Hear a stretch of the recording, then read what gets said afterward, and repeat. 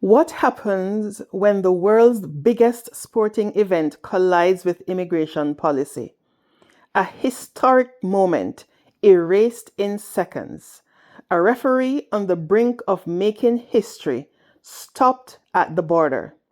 Tonight, we break down the shocking case of a Somali official denied entry into the United States and what it reveals about politics, security, and the future of global sport. Omar Abdul Kadir Artan wasn't just another referee.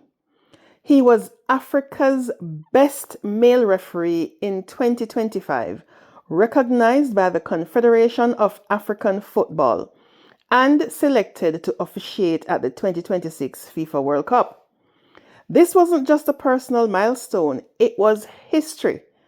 Artan was set to become the first Somali referee ever to officiate at a World Cup, a symbol of progress, a symbol of representation, and for millions watching around the world, especially in Somalia, he was proof that the global stage was finally opening up. But that dream came to a halt at Miami International Airport. After arriving from Istanbul, Artan was pulled aside for additional screening. Hours later, US Customs and Border Protection made a decision. He was inadmissible due to vetting concerns. Despite holding a valid visa, despite being officially selected by FIFA, despite being one of the tournament's top referees, he was denied entry and sent back.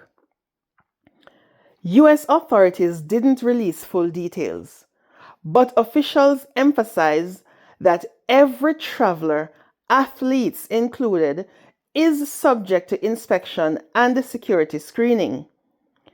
Behind the scenes, however, reports suggest something more serious. A US official claimed that derogatory information linked Artan to individuals suspected of terrorism.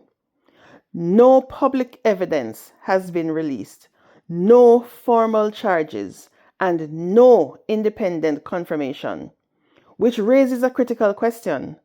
Was this a justified security decision or an opaque system with no accountability? Now, this story doesn't exist in isolation because at the time of this decision, Somalia was one of several countries affected by a US travel ban policy, and that policy has been widely debated. Critics argue it disproportionately affects certain nationalities. Supporters argue it's necessary for national security. But when that policy intersects with a global event like the World Cup, the consequences become international. Now, FIFA's position? Clear but controversial.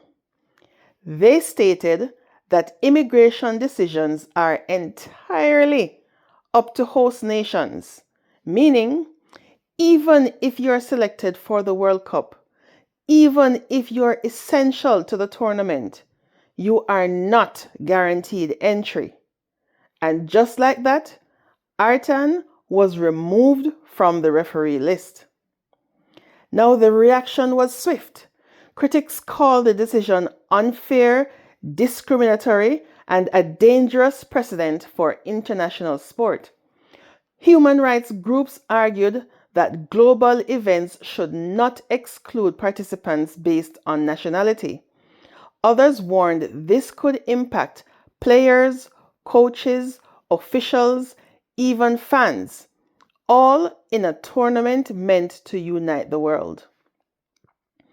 Now, back home in Somalia, Artan wasn't met with silence. He was welcomed like a hero. Crowds gathered at the airport, flags waved, cameras flashed, because to many, this wasn't a failure. It was an injustice. And Artan himself remained composed, saying he would focus on future opportunities. Now, what this means for the World Cup.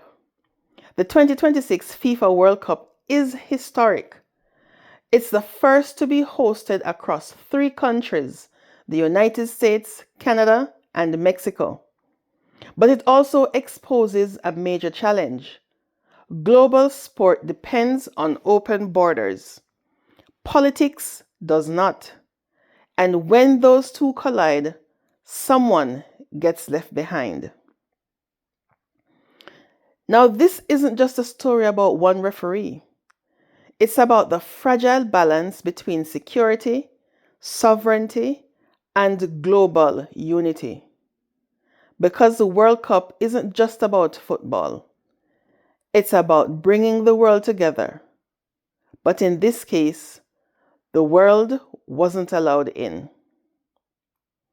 Now, if a referee can be denied entry, who is next? And what does that mean for the future of international sport?